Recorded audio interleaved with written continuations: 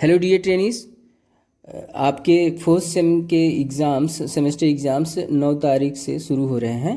तो उन एग्ज़ाम्स के लिए आपको बहुत बहुत शुभकामनाएं।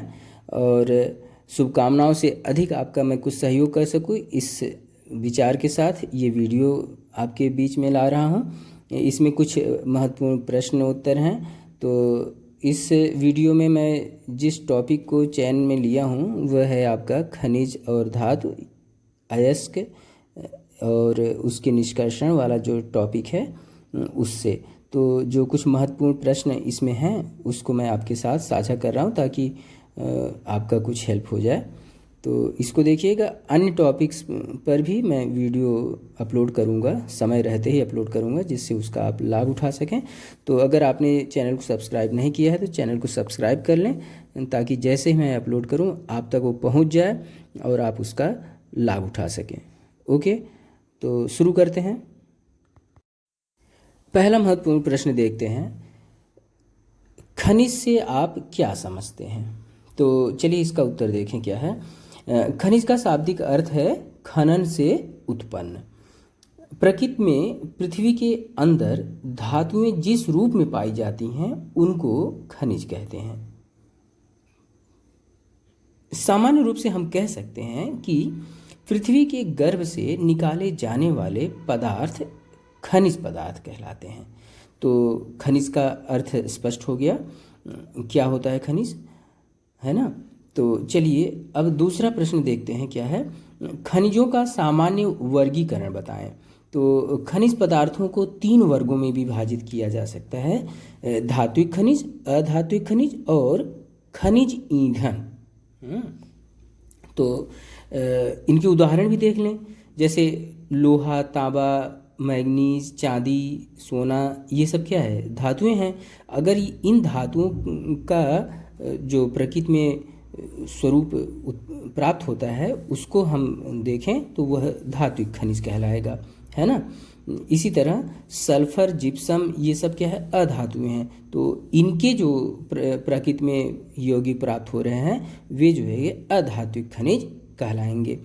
इसी प्रकार कोयला जो है एक ईंधन के रूप में प्रयोग होता है और यह खनन से प्राप्त होता है, तो ये क्या हो गया, खनिज ईंधन हो गया। पेट्रोलियम जो है कि खनन से प्राप्त होता है, तो जो है कि ईंधन के भी रूप में प्रयोग होता है, तो पेट्रोलियम क्या हो गया, खनिज ईंधन हो गया, है ना।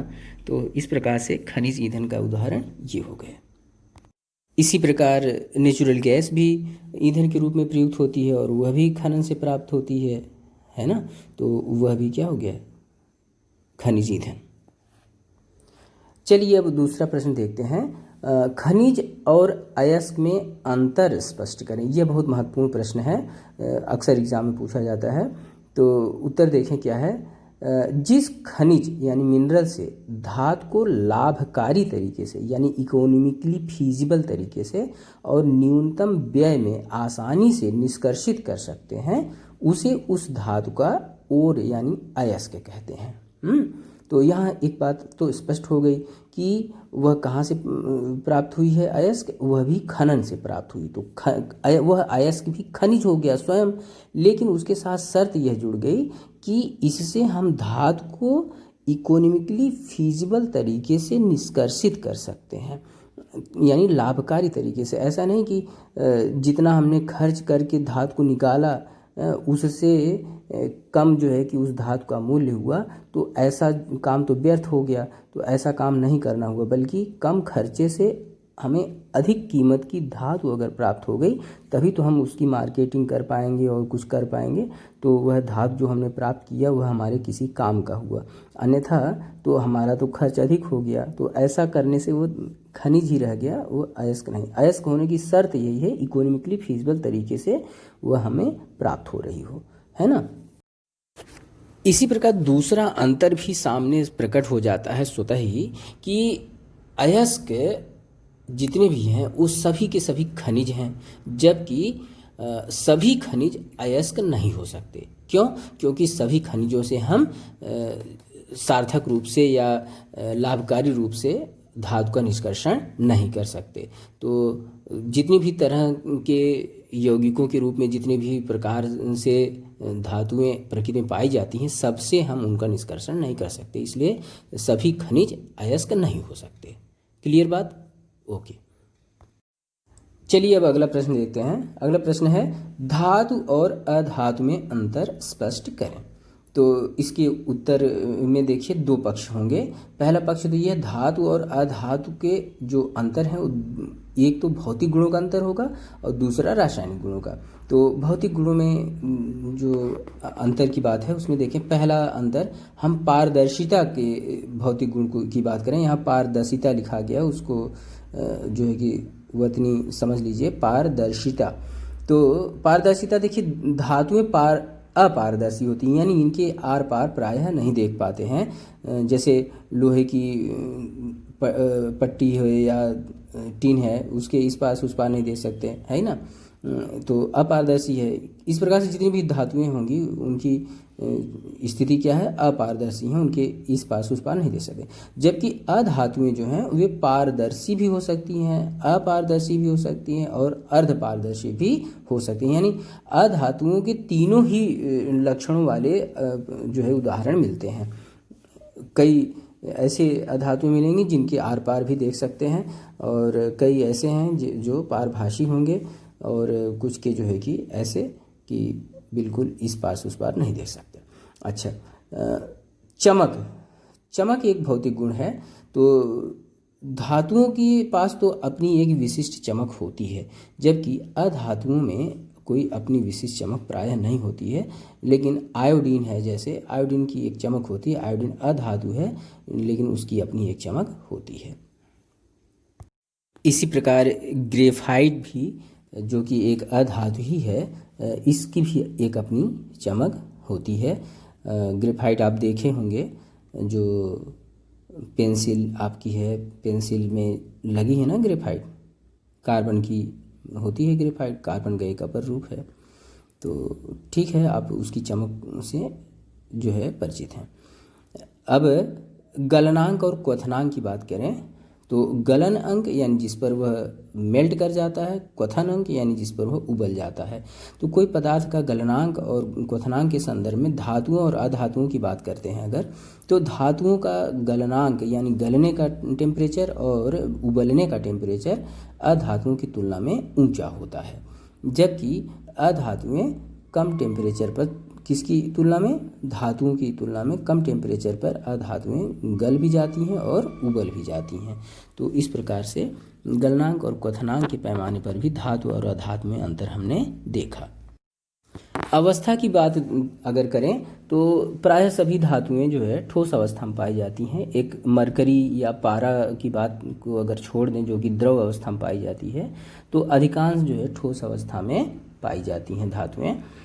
जबकि अधातुएं जो हैं वो ठोस, द्रव, गैस तीनों अवस्थाओं में उनके उदाहरण मिलते हैं। तो धातुओं का एक और महत्वपूर्ण धातु अधातु के लक्षणों में अंतर दिखता है तन्यता और आघात वर्धनीयता का। यानी तन्यता यानी तानने पर तन जाए, आघात वर्धनीयता यानी आघात करने पर, चोट पहुंचाने पर, वर्धनीय यानी बढ़ जाती हो, फैल जाती हो, यानी पीट पीट करके चादर का रूप में तैयार कर सकते हैं। तो यह वाला लक्षण आघात वर्धनीयता कहलाती है। तो आप जानते ही हैं धातु की प्लेट और चादरें बनती हैं, तो इस प्रकार से धातुएं जो है और तान करके तार बना लेते हैं, जैसे कापर का तार, एल्युमिनियम का तार आप देखे हैं। तो ये क्या है, तन्यता का गुण है, तान करके तार बना दिया और आघात करके उसको चादर बना दिया। तो धातुओं के अंदर आघात वर्धनीयता यानी आघात करने पर बढ़ने की का लक्षण, तानने पर तनने का लक्षण होता है। जबकि जो अधातुएं हैं वे भंगुर प्रकृति की होती हैं, है ना, यानी उन्हें पीटेंगे तो वो भुरभुरे होकर के टुकड़े टुकड़े में विभाजित हो जाएंगी, बल्कि वे फैलेंगी नहीं और तार के रूप में तनेंगी नहीं। तो यह एक बड़ा अंतर है धातुओं और अधातुओं में। ठीक है, तो अब धातुओं और अधातुओं के रासायनिक अंतरों की तरफ देखें, क्या अंतर है। तो ऑक्साइड, धातुओं के ऑक्साइड जो होते हैं वे क्षारीय प्रकृति के होते हैं, जबकि अधातुओं के ऑक्साइड अम्लीय प्रकृति के होते हैं। हाइड्रोजन से क्रिया करने की बात अगर देखें तो अधिकतर धातुएं हाइड्रोजन से क्रिया नहीं करती, जबकि अधातुएं जो हैं वो हाइड्रोजन के साथ क्रिया करके स्थायी यानी स्टेबल यौगिक का निर्माण करती हैं। मिश्र धातुओं का जहाँ तक संदर्भ है, धातुएं आपस में मिलकर समांगी मिश्रण बनाते हैं, तो जबकि अधातुएं जो हैं वे मिश्र धातुओं का निर्माण नहीं करती हैं, है ना। ये एक बहुत बड़ा अंतर है। ये अम्लों से क्रिया, धातुएं अम्ल से क्रिया करके लवण का निर्माण करती हैं, अधातुएं इस प्रकार से क्रिया नहीं करती हैं। इस प्रकार धातुओं में और अधातुओं में भौतिक और रासायनिक गुणों के आधार पर हमने अंतर देख लिया। धातु अधातुओं में एक बड़ा अंतर या मज़ेदार अंतर यह है कि धातुएं किसी वस्तु से टकराने पर विशेष प्रकार की ध्वनि उत्पन्न करती हैं, जबकि अधातुओं में जरूरी नहीं इस प्रकार की विशेष ध्वनियाँ उत्पन्न हो। हैं, घंटा बजाते हैं तो वो घंटा आप समझ ही रहे हैं, धातु को वह टकराने से ध्वनि उत्पन्न हो रही है। तो ये सब चीज़ें जो है धातु और अधातु के अंतर को स्पष्ट करने में पर्याप्त रूप से आपको सहायक हुई होंगी। चलिए अब एक महत्वपूर्ण पक्ष ये देखते हैं जहाँ से प्रश्न उठता है। अयस्क के कुछ उदाहरण ले लेते हैं। जैसे सोडियम का महत्वपूर्ण अयस्क है रॉक सॉल्ट, तो सोडियम का महत्वपूर्ण अयस्क हो गया रॉक साल्ट। आयरन के 3 महत्वपूर्ण अयस्क हैं हेमेटाइट, मैग्नेटाइट और आयरन पायराइट। इस प्रकार मैग्नीशियम के महत्वपूर्ण अयस्क हैं मैग्नेसाइट, कार्नेलाइट और डोलोमाइट। यहाँ ध्यान देने की बात है, मैग्नेटाइट लोहा का अयस्क है, मैग्नेसाइट मैग्नीशियम का है। तो मैग्नीशियम में सीएम है, तो आप उस तरह से सब वहाँ आया तो मैग्नेसाइट दिमाग में बैठा लीजिए, और आयरन चूँकि लोहा है तो टाइट है ना, ऐसे दिमाग में बैठा लीजिए। तो मैग्नेटाइट लोहा, मैग्नेसाइट मैग्नीशियम। मरकरी का महत्वपूर्ण अयस्क है सिनेबार, और जिंक का महत्वपूर्ण अयस्क है जिंकाइट और जिंक ब्लेंड। तो इस प्रकार से हम देख पाते हैं ये कुछ महत्वपूर्ण अयस्क हैं जिनकी परीक्षा में प्रायः चर्चा कर ली जाती है, पूछ लिया जाता है सिनेबार किसका अयस्क है, तो सिनेबार मरकरी का है। जिंक का महत्वपूर्ण अयस्क का नाम बताइए, तो जिंक ब्लेंड और जिंकाइट है। इसी प्रकार मैग्नेसाइट किसका अयस्क है, तो मैग्नेसाइट मैग्नीशियम का अयस्क है। कार्नेलाइट किसका अयस्क है, डोलोमाइट किसका अयस्क है, मैग्नीशियम का। ये दोनों कार्नेलाइट और डोलोमाइट। तो इस प्रकार से हमने महत्वपूर्ण प्रश्नों पर चर्चा की आपके साथ, ये आपके लिए उपयोगी होगी। धन्यवाद।